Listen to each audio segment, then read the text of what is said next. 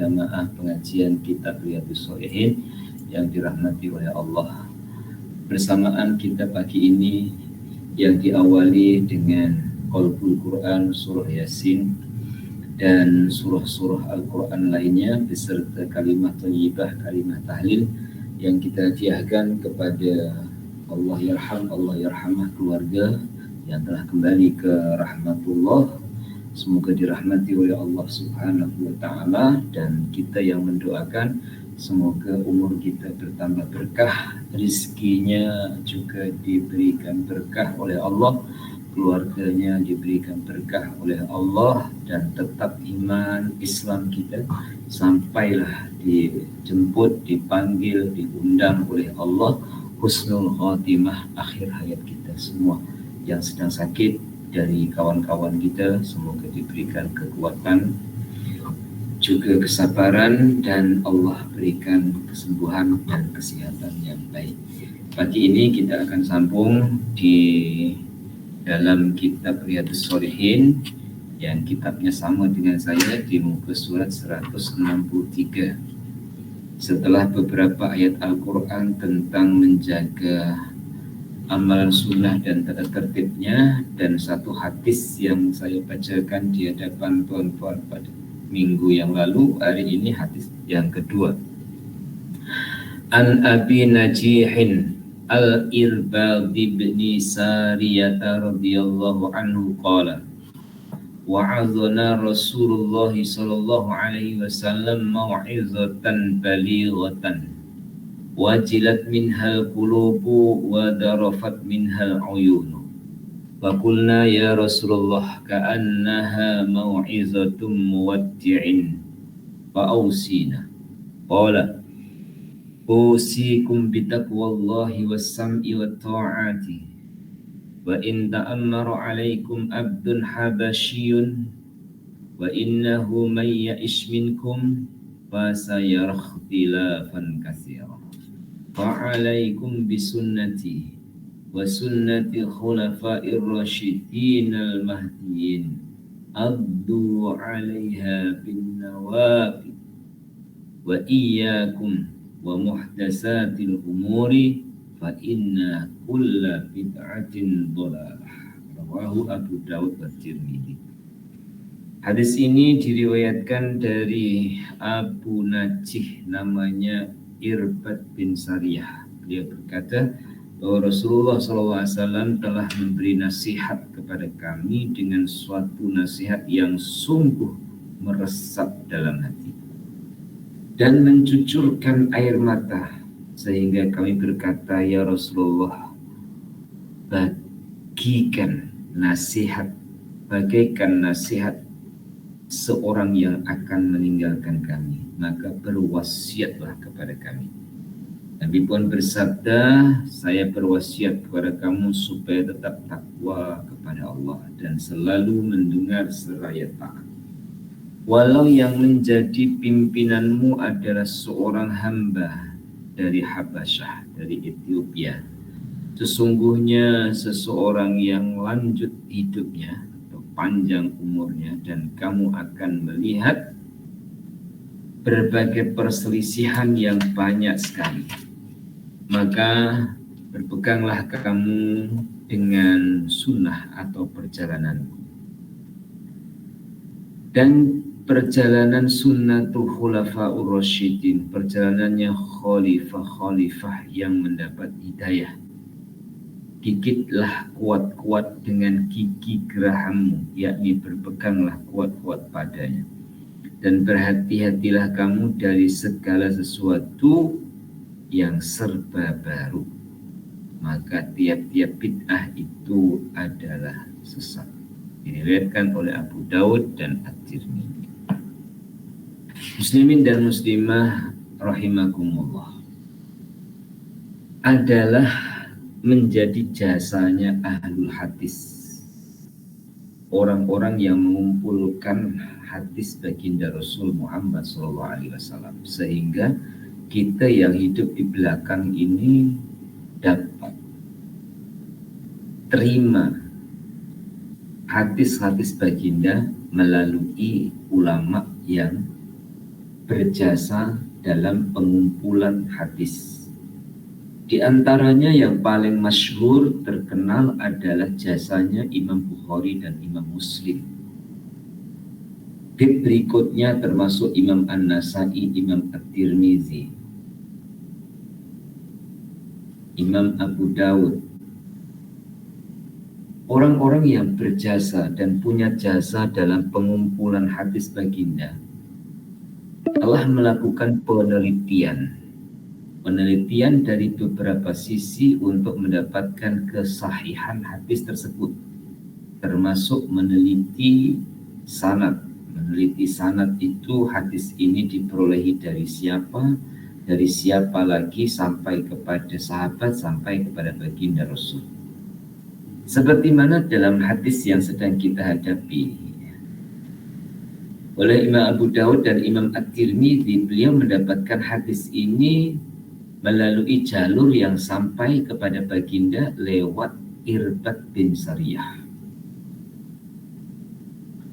bahwa salah satu di antara sahabat yang mendengarkan nasihat baginda itu adalah Irbad bin Sariyah, sehingga dia berkata, wa'adhana Rasulullah memberi nasihat kepada kami, mau'izatan, satu nasihat balighatan yang sangat-sangat meresap, sehingga wajilat minha qulub, dengan itu hati-hati terasa meresap di dalamnya, wa zarafat fihal uyun, dan air mata pun keluar berderai mendengar nasihat itu. Kemudian di antara sahabat pun bertanya dan berkata, ya Rasulullah, ka'anna mu'awidhatun muwaddah, seakan-akan yang kau sampaikan itu seperti orang yang akan meninggalkan kami, maka berikanlah wasiat kepada kami. Dia pun berwasiat, usikum bitaqwallahi wa sam'i wa ta'ati wa in ta'ammara alaikum abdun habasyiyun. Itu yang pertama. Dinasihatkan, diwasiatkan supaya bertakwa kepada Allah. Manusia ini dilepaskan oleh Allah dan bertemu dengan ciptaan Allah.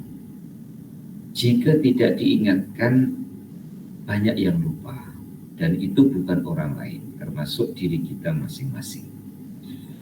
Maka takwa itu tidak bertempat. Artinya tidak bertempat adalah di mana saja, dalam suasana dan keadaan apapun juga. Dinasihatkan bitaqwallahi wasam'i wa ta'ati. Salah satu panca indera kita adalah pendengaran, alat untuk kita dengar.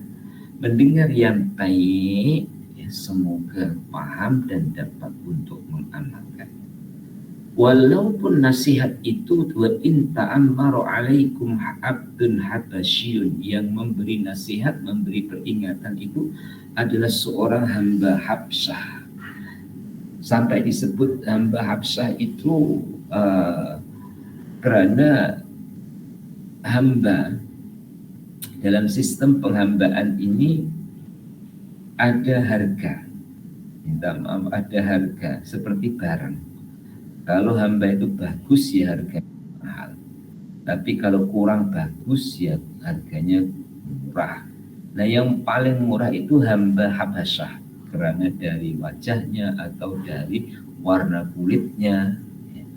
Walau demikian, jika datangnya mau'izah, datangnya nasihat kebaikan itu dari seorang hamba berkulit hitam sekalipun, kamu dengar dan kamu taati. Maka ada peribahasa Arab, unzur ma qala wala tanzur man qala. Kamu lihat, kamu perhati apa yang dikatakan, jangan kamu perhati siapa yang mengatakan. Yang nomor 2, dalam hadis ini, wa innahu may ya'is minkum fasayarallahu khilafan katsira. Barang siapa yang dipanjangkan umurnya, ia akan bertambah melihat banyaknya perselisihan. Dipanjangkan umur akan bertemu dengan banyak perselisihan dalam lingkup kecil dulu. Ada hamba Allah itu hanya bersama dengan anaknya, karena sebelum anaknya menikah dia sudah meninggal dunia. Berarti itu orang tidak pernah punya masalah dengan menantu karena meninggal sebelum anaknya menikah. Tapi ada orang yang dipanjangkan umurnya sampai punya menantu, otomatis akan ketemu dengan urusan baru. Ada lagi dipanjangkan umurnya sampai kepada punya cucu, akan ketemu dengan masalah baru atau urusan baru. Panjang lagi umurnya sampai cucunya pun sudah kawin, cucunya pun sudah nikah, cucunya juga sudah punya anak, bermakna sudah punya cicit. Mungkin di antara puan-puan ada yang sepanjang itu umurnya, ya, punya cicit.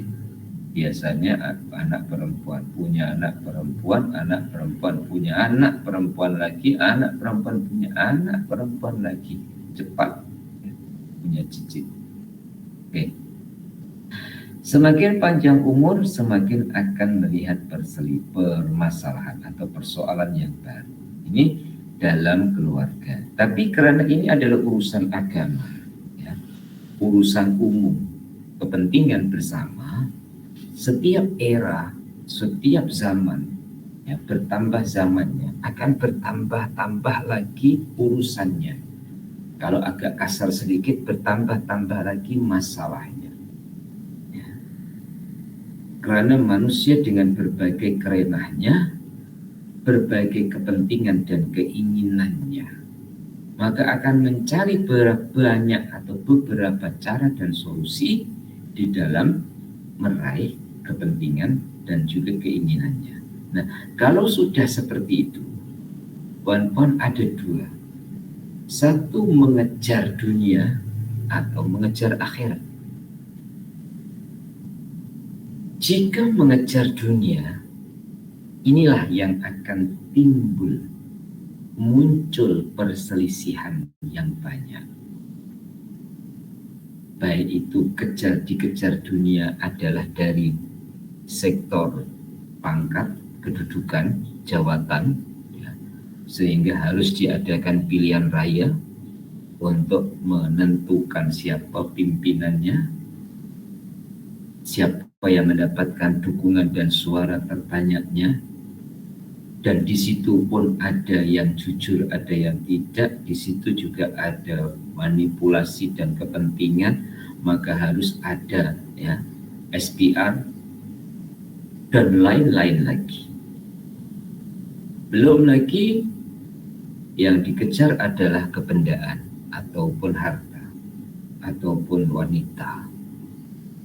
Siapa yang mengejar dunia, semakin bertambah-tambahnya usianya, maka bertemulah banyak perselisihan di dalamnya. Yang nomor dua, mengejar akhirat. Ini aman, ya, karena ia akan saling mengalah dan menerima. Artinya mengalah dan menerima di sini sandaran utamanya adalah Allah. Ketika orang berkejar untuk mengerjakan kebaikan dengan tujuan akhiratnya, baik itu sholat fardu, sholat jamaah, mengaji, ya. Andaikan terjadi perselisihan, akan selalu diambil hikmahnya, ya, akan selalu diambil positifnya. Inilah bezanya mengejar dunia dan mengejar akhirat. Mengejar dunia yang nampak adalah kepentingan pribadinya. Mengejar akhirat adalah kepentingan bersama. Ini yang kedua. Yang ketiga dalam hadis ini, fa'alaikum bisunnati wa sunnati khulafa'ir rasyidin. Kalau sudah ketemu dengan perselisihan yang banyak, kembalilah, berpeganglah dengan sunnahku, yakni sunnah baginda Rasul, wa sunnati khulafa'ir rasyidin, yakni sunnahnya khulafaur rasyidin, pengganti Rasulullah Shallallahu Alaihi Wasallam. Otomatis hadis ini ya, adalah juga menjelaskan bahwa selepas era dan kurun baginda diteruskan oleh sahabat, sahabat diteruskan oleh generasi berikutnya, dan generasi berikutnya itu sampai kepada kita. Adanya para alim, para ulama yang mengingatkan kita untuk selalu taat kepada Allah dan juga Rasulnya. Tapi, ya, ada tapinya, syaitan itu tidak suka ada orang berhadapan dengan masalah kembali kepada Quran dan Sunnah. Walaupun solusi jalan keluar dari semua permasalahan ada di dalam Al-Quran dan Sunnah. Saya ulang, solusi dan penyelesaian dalam segala urusan ada kuncinya di dalam Al-Quran dan As-Sunnah. Tapi syaitan tidak suka, maka syaitan pun menggoda dan membuat tipu daya supaya menyelesaikan urusannya bukan dengan Quran dan Sunnah. Bahkan na'udzubillah, kadang-kadang untuk urusan-urusan tertentu sampai lari ke dukun ataupun ke paranormal ataupun orang yang dianggap bisa untuk menyelesaikan urusannya. Padahal ya, kita sebagai muslim dalam ikhtiar yang didahului dengan tawakal kepada Allah, ikhtiar kita, usaha kita harus ikut syariatnya, usaha kita harus ikut tata cara yang dianjurkan, diperintahkan, dan disuruh oleh Allah Ta'ala dan Rasulnya. Memang kita ada masalah, ada urusan, baik urusan harta benda ataupun urusan kesehatannya. Ya. Ini kita diperintah untuk ikhtiar. Tapi ikhtiarnya kita ini di atas dasar berserah dan tawakalnya kita kepada Allah. Sehingga pada saat kita usaha, tidak mudah putus asa karena usaha tidak menjamin untuk mendapatkan sesuatu yang diusahakan. Tapi usaha itu untuk mendapatkan jalan menuju kepada Allah, Tuhan yang memberikan segala jalan ataupun urusan dalam kehidupan. Diakhiri yang keempat, wa iyyakum wa muhdatsatul umur. Hati-hatilah kamu dengan perkara-perkara baru. Khususnya adalah perkara baru dalam urusan keagamaan.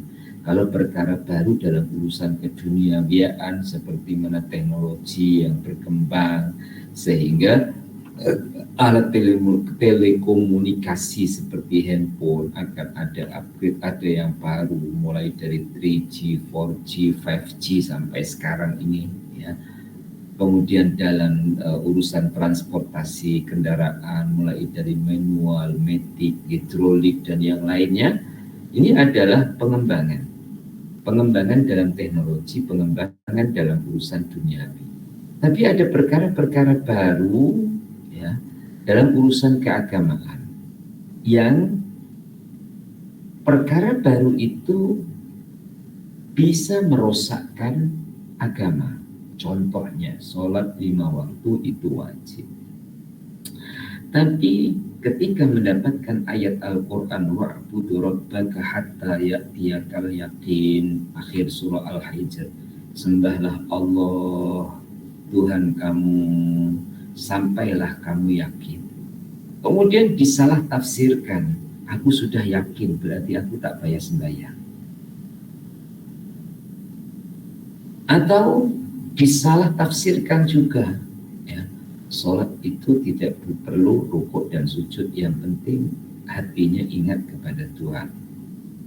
Nah, perkara-perkara baru, ciptaan-ciptaan dari hasil-hasil bisikan-bisikan syaitan yang menyesatkan, ini adalah namanya bid'ah. Fa inna kulla bid'atin dhalalah, maka disebut tiap-tiap perkara yang baru, tidak ada contoh sebelumnya, tidak ada rujukan sebelumnya, Quran dan hadisnya, maka ia adalah bid'ah dan itu akan membawa kepada kesesatan.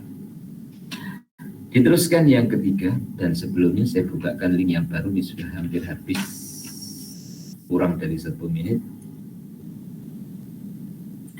umatku akan masuk surga kecuali yang menolak atau yang enggan. Maka baginda pun ditanya, siapa yang menolak ya Rasulullah? Jawab Nabi, siapa yang taat padaku masuk surga. Siapa yang maksiat atau menentang padaku berarti ia menolak. Diriwayatkan oleh Imam Bukhari. Hadis ini bukan kali pertama kita dengar. Dan pagi ini bukan hanya kita dengar, tapi kita dapati dalam kitab rujukan. Rujukannya salah satunya terdapat di dalam kitab Riyadhus Shalihin di hadis yang ketiga dalam bab menjaga amal sunnah. Baginda Rasul memberi semangat, memberi motivasi. Kullu ummati yadkhulul jannah, semua umatku akan masuk surga. Tentu kata-kata yang seperti ini membahagiakan kepada semua umatnya. Maksud saya tuan-tuan dan puan-puan dikatakan kullu ummati yadkhulul jannah. Hanya saja orang yang hidup di zaman dan setelah zamannya baginda tidak semua diakui sebagai umat baginda, hanya berada di zamannya baginda.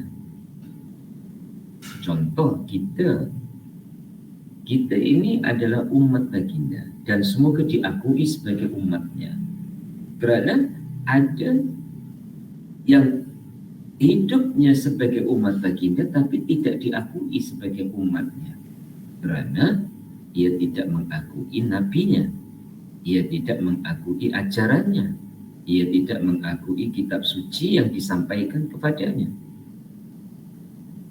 Jadi kullu ummati yadkhulul jannah, tiap umat baginda akan masuk surga. Kita pun berharap dan berdoa semoga kita adalah masuk golongan umat baginda. Kemudian ada kata berikutnya, illa man aba, kecuali yang enggan. Di sini dapat kita tarik kesimpulan bahwa menjadi umat Nabi Muhammad itu sudah satu kemuliaan yang sangat besar. Sekali lagi, menjadi umatnya Nabi Muhammad itu sudah jadi kemuliaan yang besar. Bahkan dalam kisahnya Nabi Musa itu pernah minta kepada Allah ingin jadi umatnya Nabi Muhammad. Namun Allah berkehendak Nabi Musa hidup sebelum era atau zamannya Nabi Muhammad. Jadi kita pun bersyukur kepada Allah dan berterima kasih bahwa hidup kita itu dilahirkan selepas baginda diutus di atas muka bumi, walaupun kita tidak pernah bertatap muka langsung dengan baginda. Tidak pernah mendengar hadisnya secara langsung, tapi kita hidup di era dan di zaman selepas baginda diutus menjadi utusan Allah Subhanahu wa Ta'ala.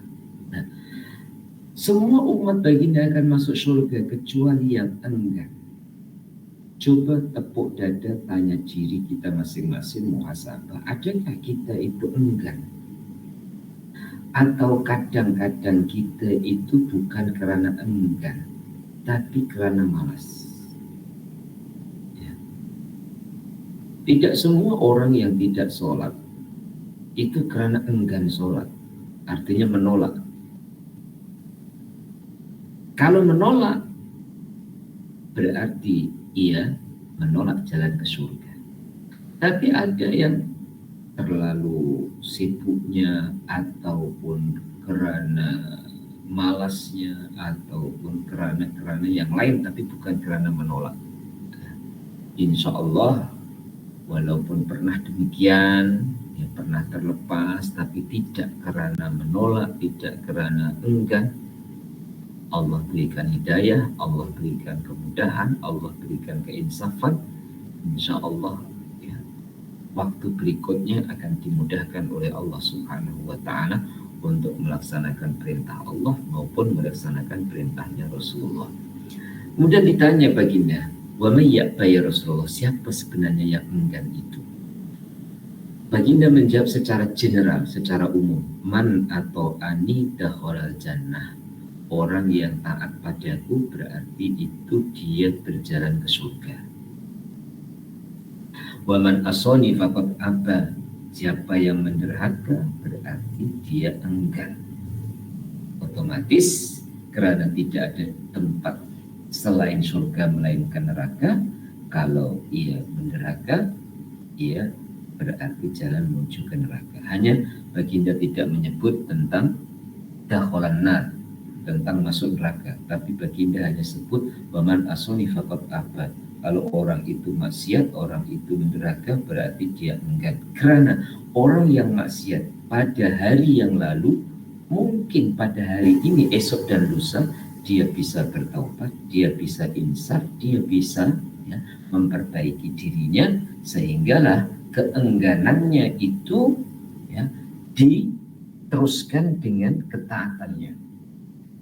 Keengganannya atau kemalasannya itu diteruskan dengan keinsafannya untuk melakukan kebaikan seperti mana yang diajarkan oleh baginda Rasul Muhammad SAW. Demikian pagi ini hadis yang kita pelajari, berhenti di hadis yang ketiga. Insya Allah pada pertemuan minggu hadapan kita akan sambung pada hadis yang keempat di dalam bab yang sama, dan kita akhiri lagi dengan baca doa. Bismillahirrahmanirrahim.